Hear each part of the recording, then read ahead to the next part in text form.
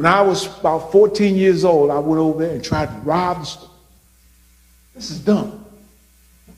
Where in the world would you get the notion that you, a 14-year-old kid, baby face, right, probably weighed 37 pounds, you're going to go in there and stick this man up for his hard-earned money with a blank pistol?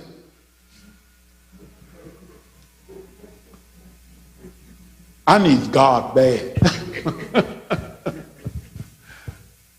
And so that spirit is not, it's still out there. Our boys aspire to be hard, aspire to be thugs, aspire to be gangsters. And it grows up in us. You see what I'm saying? And so if spirituality is not potent enough, is not strong enough, is not enough to subdue those kinds of urges, what's the point? We're just talking, right? If it is not sufficient enough to regulate my anger, you know, if I can't subdue my own attitude, what's the point? I'm just like, it's like saying, I'm tall. I'm not short, I'm tall. And? I mean, what? You see what I'm saying? So you're spiritual, but it's not working for you. It's not paying off. There's no advantage to it. It's like saying you're in some club with the rest of the folk. All the spiritual folk are in some kind of elite club. And now that separates you from the low-class religious folk who ain't got no class, and, you know, they're not part of us because we're spiritual.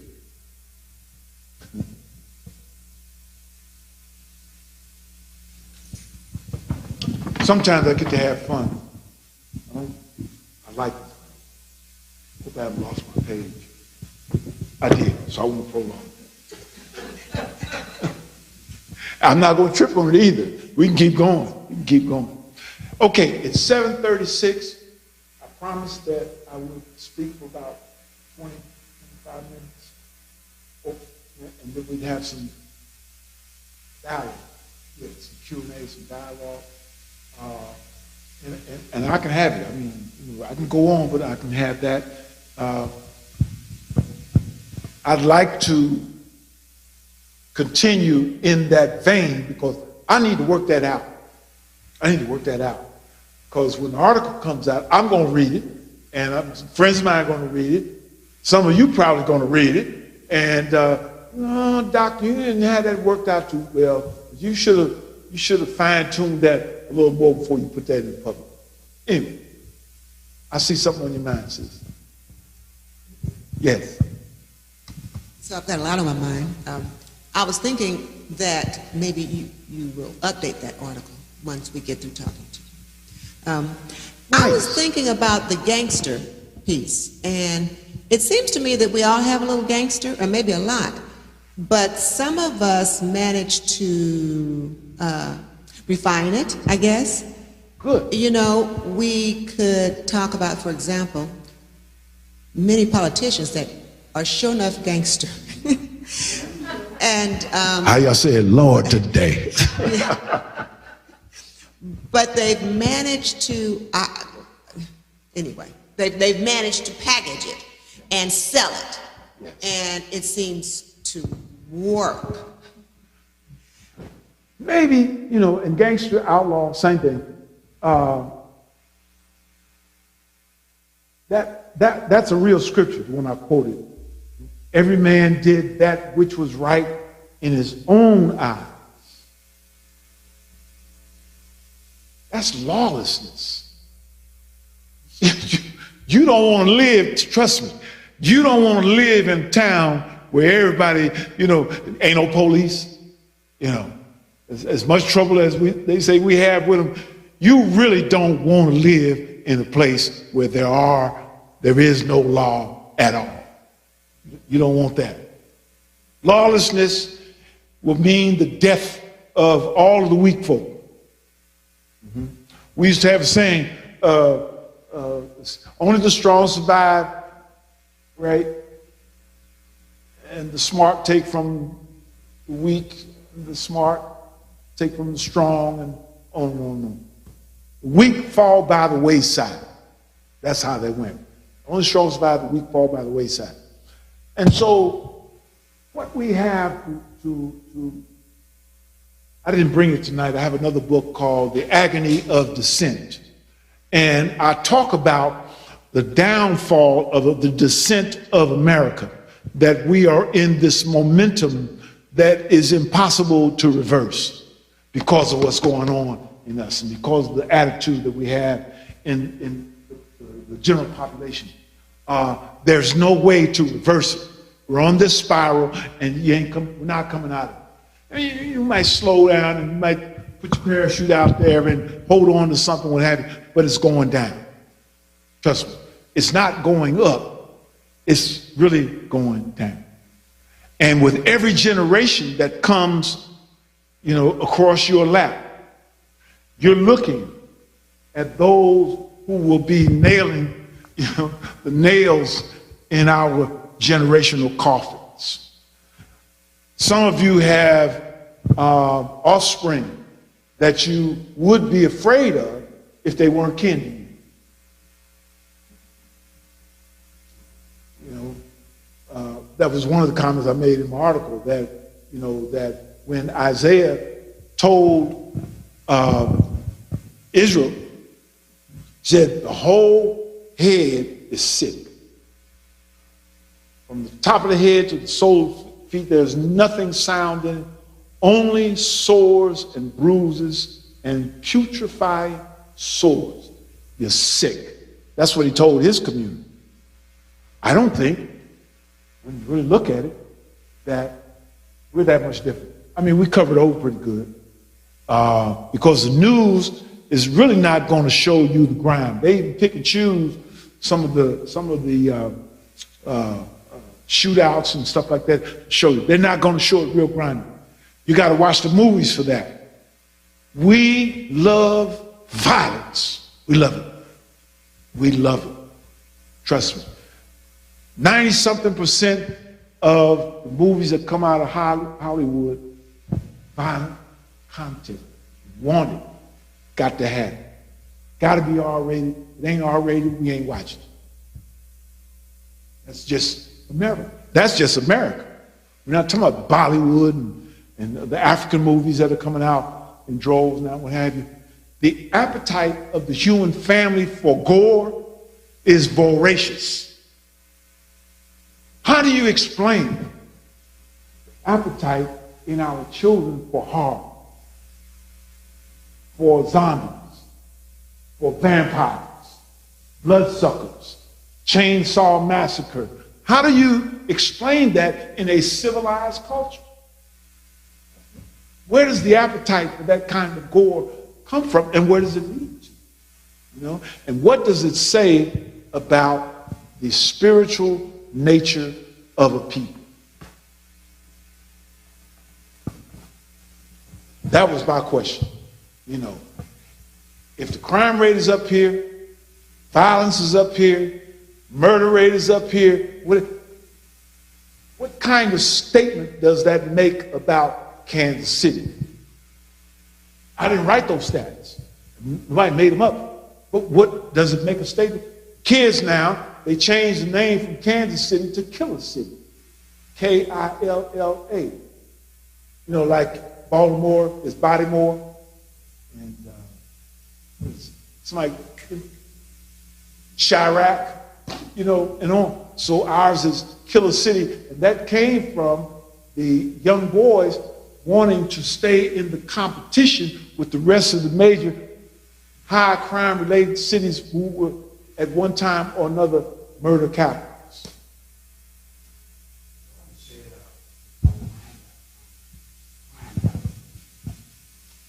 Yeah. These are not old people with those names. These are young folk. So they're telling you what the future's going to be. Yeah. Now, I didn't come to depress you. I really didn't. I didn't come to do that. I do believe in hope. I do believe in hope, but you're going to have to put it in here. I'm not depending on Kansas City or LA or New York City. I'm not depending on them to give me hope. You know, if I am as spiritual as I claim to be, then I'm going to bring me some with me. When I come through those doors, I'm not coming here to get me some. I'm going to bring me some with me. Follow what I'm saying? And when I move around the city, I'm going to move with it. Whether I'm here or New York or whatever, that's how I'm going to live my life, because for me, that's the only way to survive. I told some of the young boys when I finally got in church, or got back in church, and left the game, got out of the penitentiary, and left all that stuff behind, I said, don't play with me. I did not leave that lifestyle to come in church and have you try to hustle me. Don't do me like that. Don't play like that. You see what I'm saying? I left that out there, and the reason I'm here is because I don't want to be out there with all that. Does that make sense? So there must be a line. There's got to be a line that we draw and say, okay, this is the line here. That over there is that. This over here is this, and this is what I want to do. I like me better. I told one of my friends, I said, you'll like me now. You'll really like me now. So I'm easy to get along with, easy to please. And one of my favorites said, I'm low maintenance. I'm low maintenance. I ain't no trouble about it. Low maintenance, low mileage, and low budget.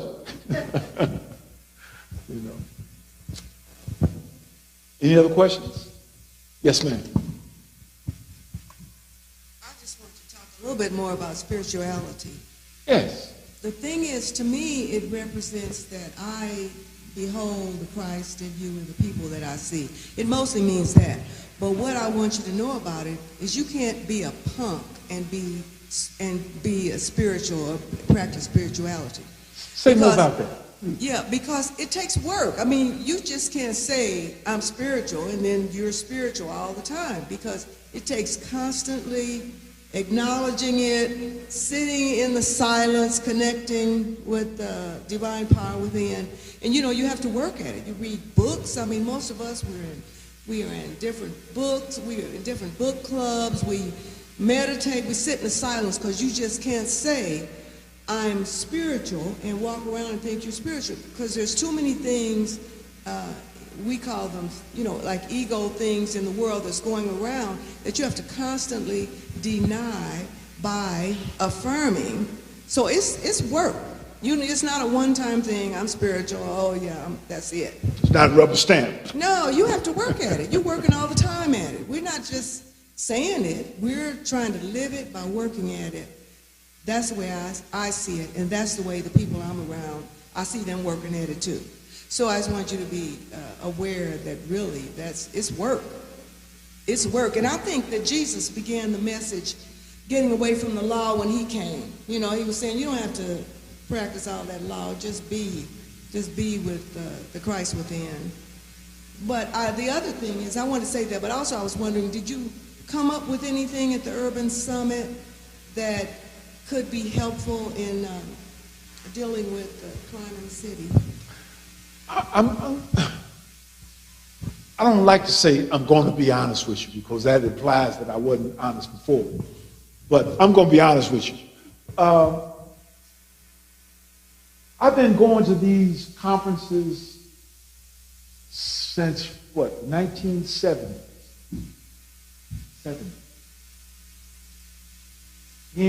All around the country.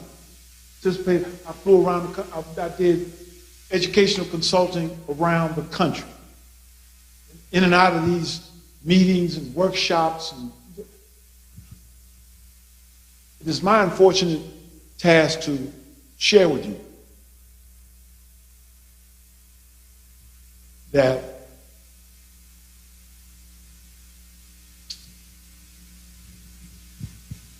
no, I didn't get much out of it.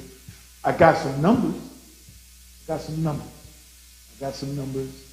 I have respect for each person. They had areas: economics, education, educational attainment, civic engagement, a couple of others. Those areas. All of those areas had dismal reports. Dismal reports. Now, it depends on how you look at it. I use the word dismal. Somebody else might say, well, progress is slow. We come from a long way. We got a long way to go, but we came from a long way. I like to acknowledge any progress that we make. Okay? You qualify it this way. I think that the dedication that I hear you referring to, I don't feel it in the depths of the kinds of things that I've seen happen around the country. We play a lot. We play a lot. I think much of our energy has been spent in partying, good time, and I think that we could save a lot of money. People talk about economic development and so on, and why we're behind. I think that we pump too much party money into the economic system of America. That's just my feeling. I wouldn't give them a quarter for the booze that they run in the sky. I would, they got vodka named after Tom Pendergast.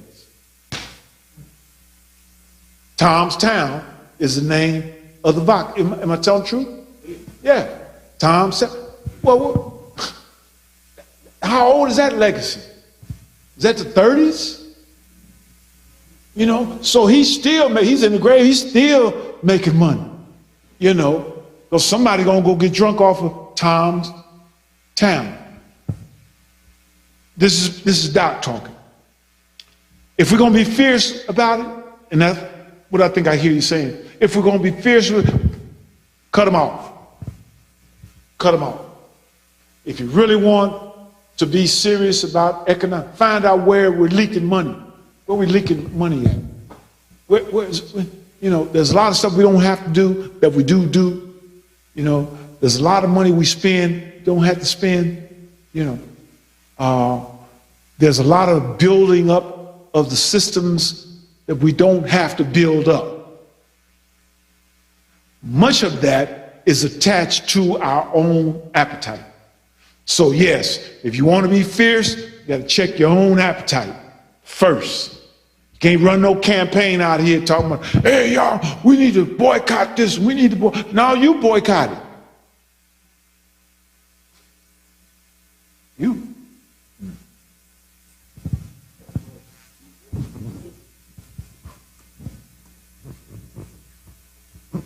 You seem to bring us to the conclusion that mankind is inherently evil. And I know you don't mean that, because there are too many indicators, too many, that we are inherently good. So what happens between the time that we are born, let's say, and the time that we become of age where we enact this sort of undisputed evil to our fellow man? We see it, we live it. See, my contention, and I'm not making excuses, but when you look at the culture, and how it's been denied, in a sense, the ability to see the good, because the same child that can grow up and become you knew Terry and Jerry Kelton. They were good kids, man. I knew them well, I loved them. And they became heathens, in a sense. Deadly.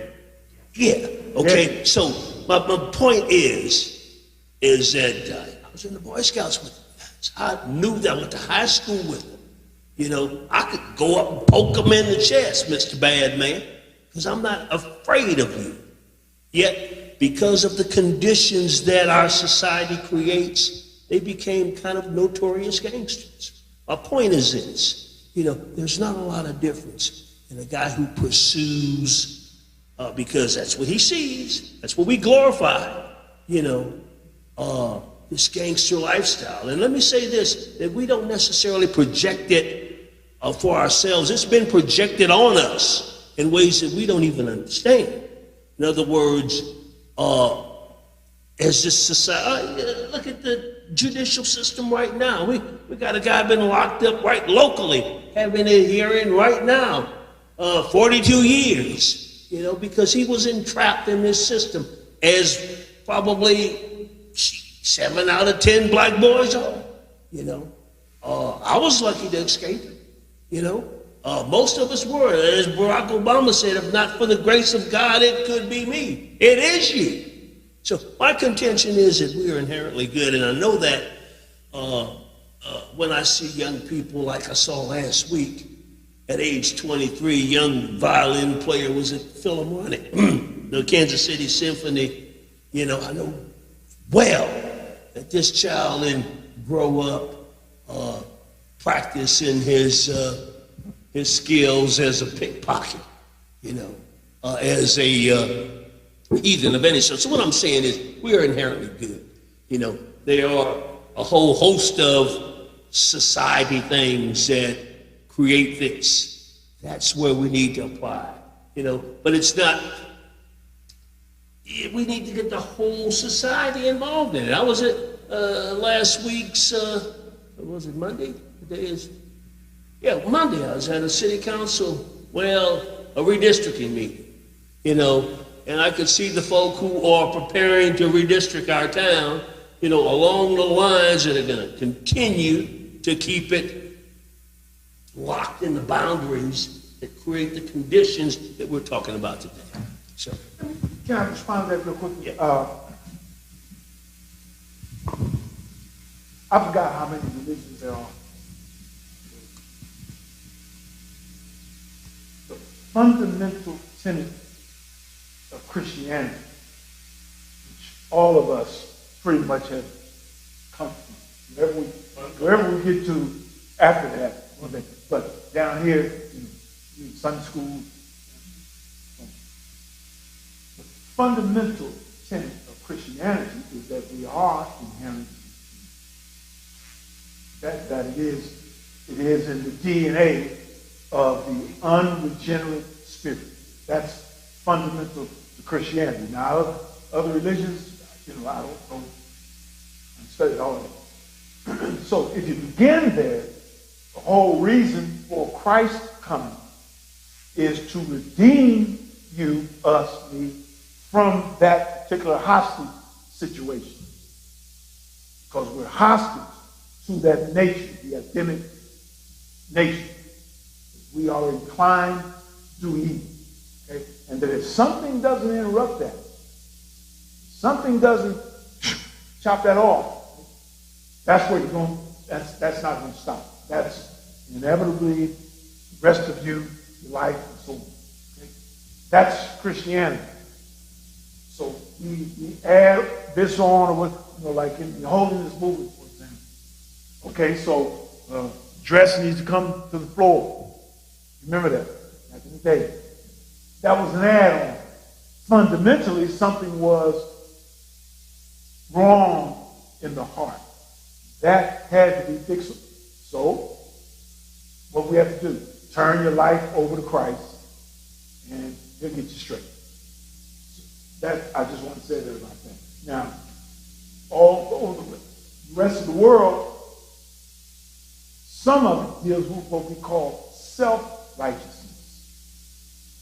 I make myself righteous, or I declare myself righteous, and there's nothing you can tell me otherwise. We struggle with that. We struggle with that in America, with our self-righteousness. And the only cure for that is really the truth. The truth. just that. Another fundamental thing, you cannot make yourself right, because the principle is that you must be in right standing with God. Right standing with God. It is God that you offended, not you. It's God we offended, and that ain't fixed until you give your life to Christ. When you do that, y'all cool again. And that's what we call reconciliation. Right? But the spirit of man says, I don't need Jesus. I'm good. I can do that. I'm spiritual. Yeah.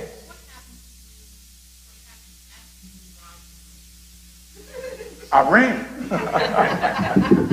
my cousin said, "Oh no. The guy thought I was bluffing. He looked. Yeah, I didn't look tough. I wasn't hard.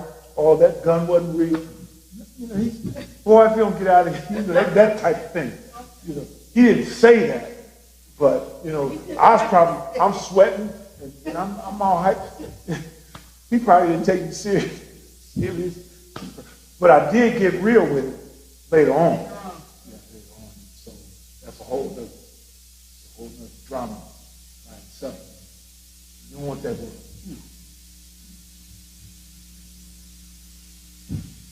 Sounds like I have come to the closing of this. You don't have to get part of it. Oh, well, I don't want you to have to say, "Hey, Doc." I don't do that.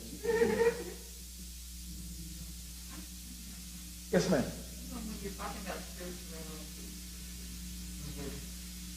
I would never consider myself religious, because to me that embodies all the negative that has been attached to organized religion, the crusades and all the wars that have been perpetrated in the name of religion. Oh, yeah. All over the world. And how we have used religion to justify what we did to the Native Americans.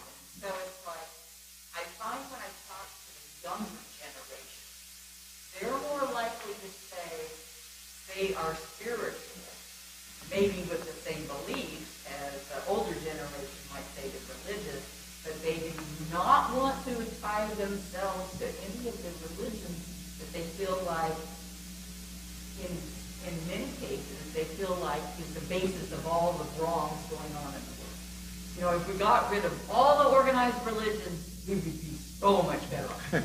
Honestly, I've heard that from the young people. It's kind of like, get rid of all the organized religions. Okay. Let everybody on a level playing field. All spiritual, but no religion. Well, going back to his point, if it were not for, excuse my expression, for the devil in us, we wouldn't have messed Christianity up so bad.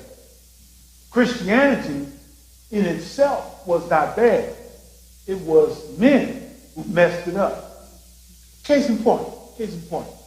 Pope Alexander VI, 1493, put out what they call a papal bull or edict. They call it the discovery doctrine. You hear me? Basically, it said to the Portuguese and Spanish explorers and whatever, sail around the world. If you run up on some territory, there ain't no Christians in it, claim it. You got to kill somebody, kill them, but claim it is yours. It has never been rescinded. To this day, popes have never rescinded. That's 528 years? Something like that. Yes. We did that. When I say we, mankind did that. Wasn't nothing wrong with Christianity. It was when men got a hold of it and put their spin on it, or their twist on it, or their greed on it, or their evil on it, what have you, and defamed it, so to speak. Christian Crusades didn't have to go down like that. Pope didn't have no business doing that. So now you have Christopher Columbus tomorrow, oh, that's mine, and the other guys, that's mine. And if we find any quote unquote red savages, if they don't want to get off the land peacefully, it becomes right of occupancy. Revoke their right of occupancy, claim it, and it's yours. I think that was the first time we started having what we call name and claim it. Right? That's real.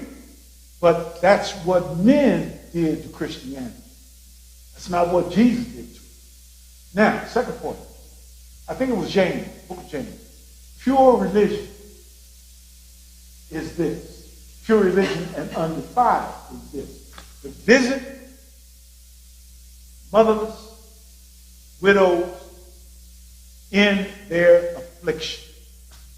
Pure religion. Can't get any better than that. Because you got to show compassion. You got to show a sensitivity to the issues of life and what's going on with the people, to visit the fatherless and the widows in their affliction, whether they're in the hospital, sick, disease, hungry, whatever the case may be. This is the spirit of religion. But we did it. We mangled it. We messed it up. We added this to it, took that off of it, twisted it around, put our name on it. Right? So I still take the position that, when it came down, when the word came from God and became flesh, it was okay. And then, dwelt among us, and then somebody tried to kill the word. Thought they did. Right? Then the word got up, and here we are.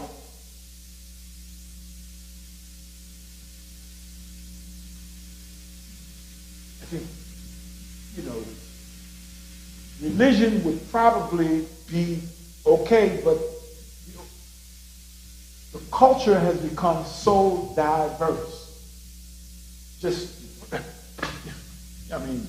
not going to satisfy everybody. There's no one size fits all anymore.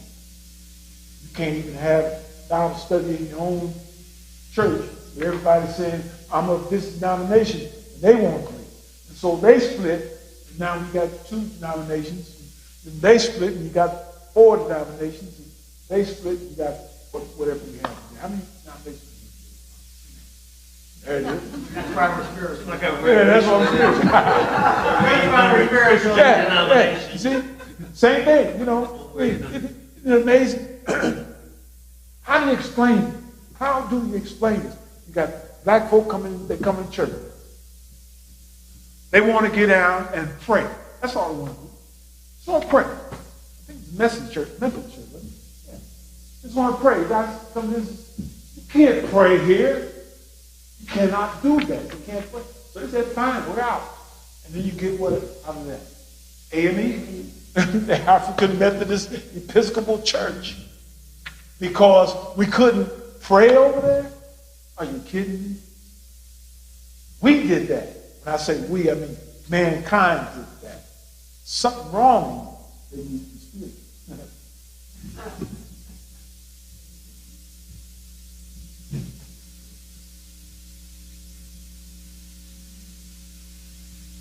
You get the last word.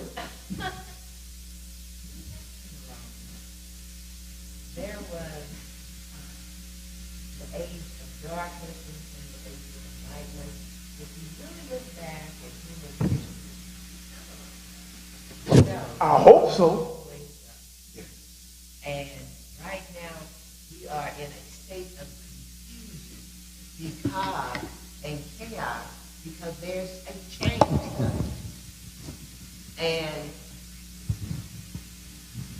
We don't know what to do with it.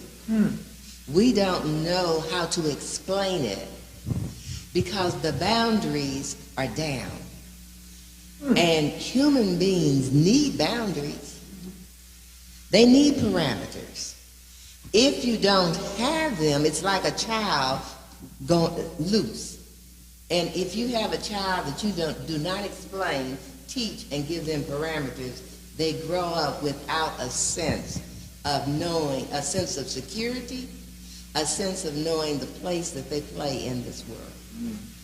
And I think the problem has been, and this is just Sharon speaking, that we as adults have abandoned our role in terms of teaching those principles. And you were talking earlier about rules. If you know the principle, you don't need rules. You understand from here what you must do.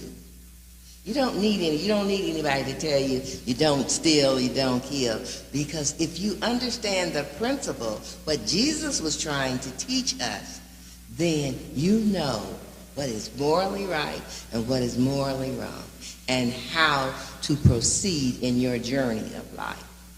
Now, this is spoken as a sophisticated spiritual person, but you have to recognize that wherever we are now comes from raw, unsophisticated, rugged, trying to figure it out, knocking folk in the head, hitting them in their eye, stealing their cows, raping their wives.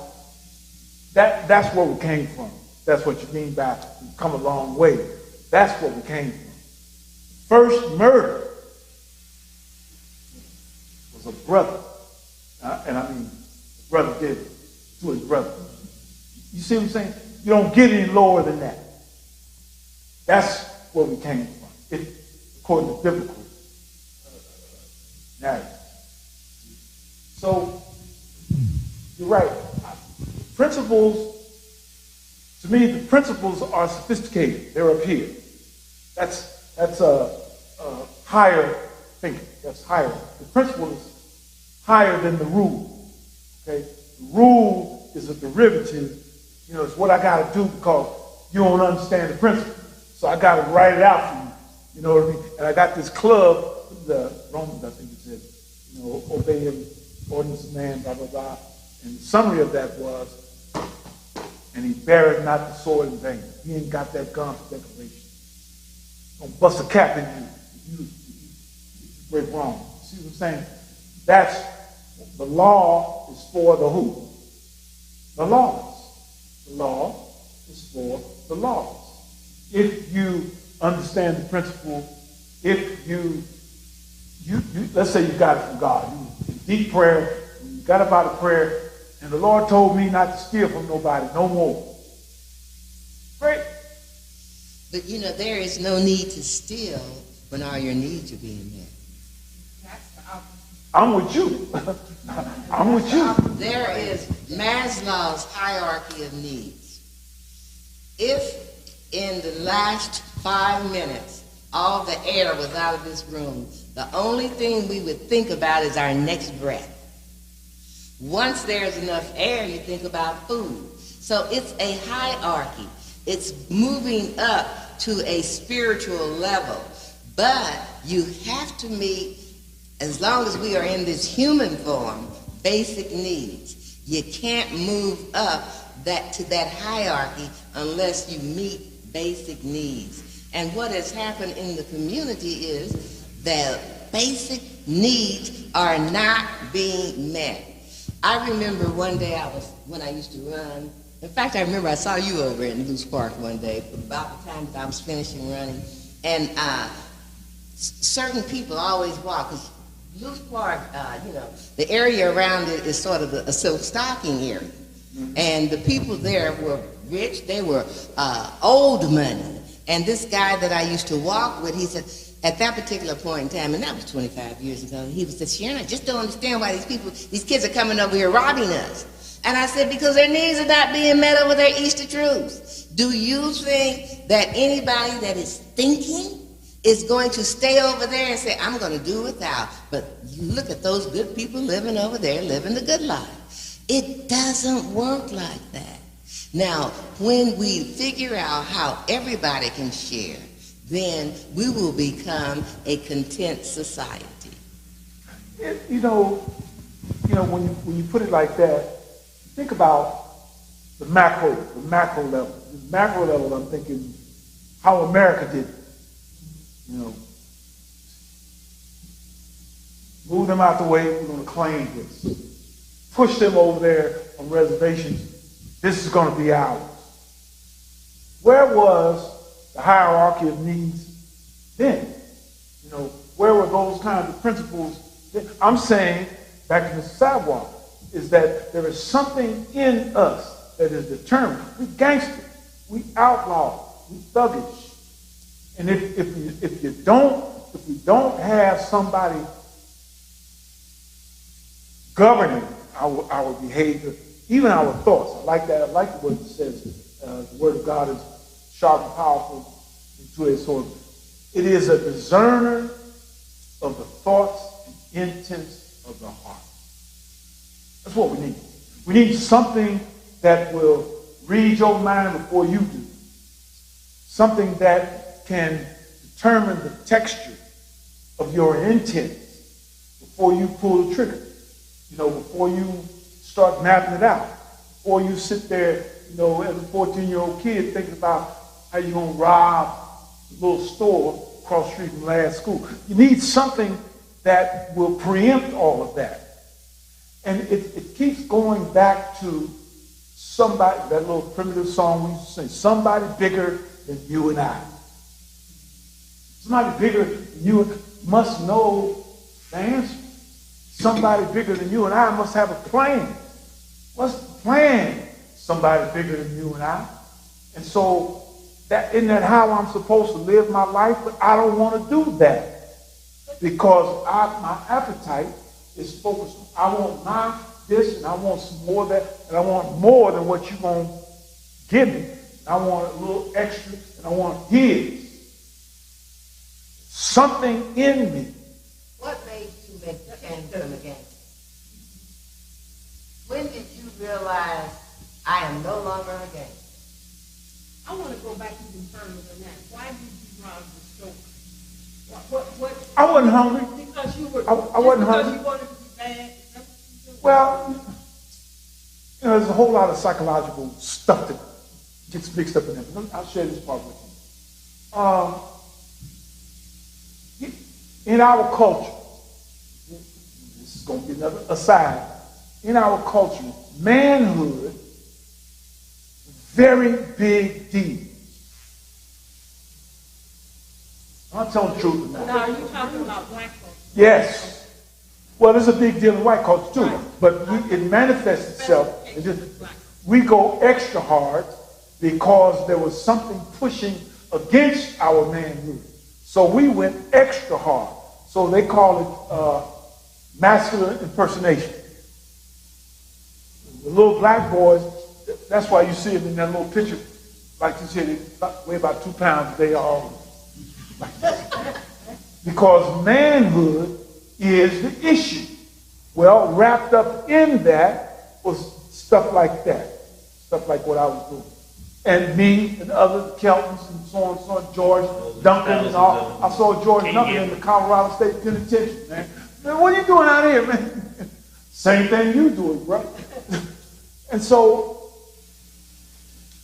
all of that stuff gets bound up in our trying to find out who we are. And so we never figured on there being such a resistance to our existence.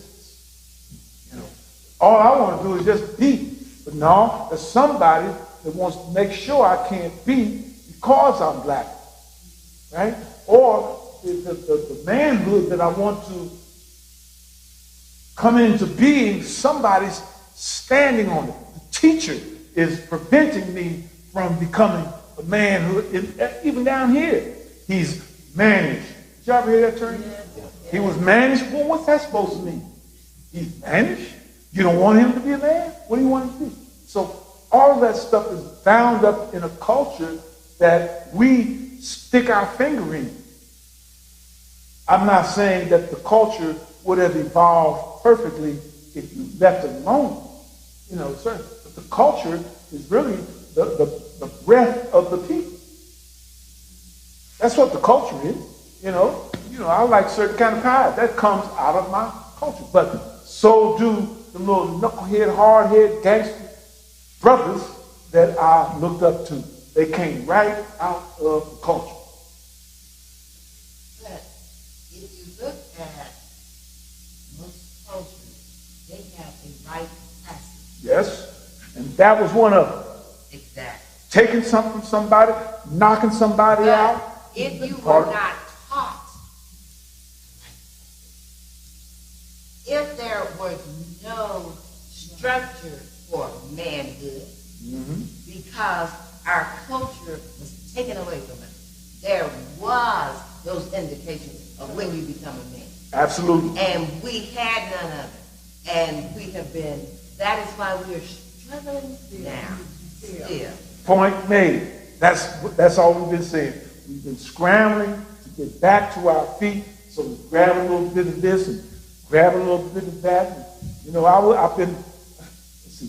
was Chris Lonick. I like that. For the coaching. For the book coaching. I was Chris Lonick. You know, my brother came to visit me real quick. My brother came to visit me. I'm sitting in Colorado State Penitentiary, arms and rock. Twisted up, and he was coming from Purdue College. He was a little preacher, young college preacher. And he had a big cross around his neck. So he sit across from me in the visiting room. And I looked at him. She's doing that cross around your neck. Man, don't you know that's a sign of death? So Sam was in the same. Looked down at his cross, kind of stood with it. He said, "How you know it's not a T? Think." I don't mess with him. I don't mess with Sam. I don't bother him. All I'm saying is that, listen, when you lose your way, I mean, this is real. When you you turn a child out here loose, an infant, as soon as he's old enough to get on his feet, just turn it loose in the street, see what happens. Don't get run over. You know, he'll be so full of stuff. So that's us. That's us. We the little baby playing on the freeway, eating out the garbage can. You know, chasing little nasty puppies. On and on. That's us up here. And we read some of this from somebody else that's doing the same thing, trying to figure it out, and they break us off some. I'm telling you, I was Chris Lonick. What's the world? There's no such religion as Chris Lonick. I was part Muslim, part Christian, part gangster. What the world? That's mongrel. I was a mongrel. Just trying to figure it out. Trying to put the pieces back together. Trying to plug the hole, stop the leak, you know, and be catch up, but you never do. You see, trying to be somebody when you already are, but you just won't accept something. On and on and on. And by the time we leave here, we're so mangled, messed up, and confused. I think that's the word you use. Confused. In a lot of cases. And I'm just glad. I'm glad I'm not looking for anything new. You know what I'm saying? I'm satisfied. I'm content. I see my path. I'm sticking to it. Yep. I'm with you. Yeah. I'm not playing on the freeway anymore. Done. Well, thank you for tolerating me, putting up with my foolishness. Thank you. Thank you.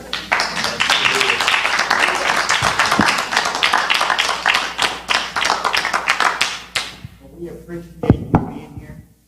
I'll go back to your original question of religious versus spiritual.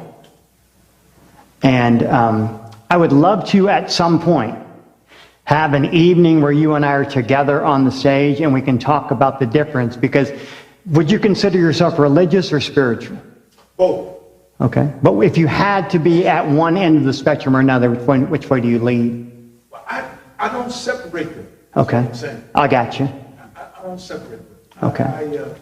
I think that when I just started hearing that the last, 15, 20 years. But I never separated. Yeah.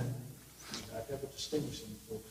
I think each one of them has its own etymology. Is that a word? Etymology, yeah. Each one has its own etymology, and whereas they may mingle with each other, they can say distinct and separate things, Right. but have a relationship. Excellent. Just like a man and woman, one is male, one is female, and they do different things, function differently, but they're together. They have a purpose. Excellent. Well, thank you for coming. We appreciate you.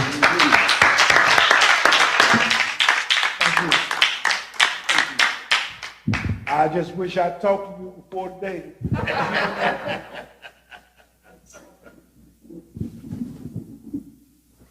Mike.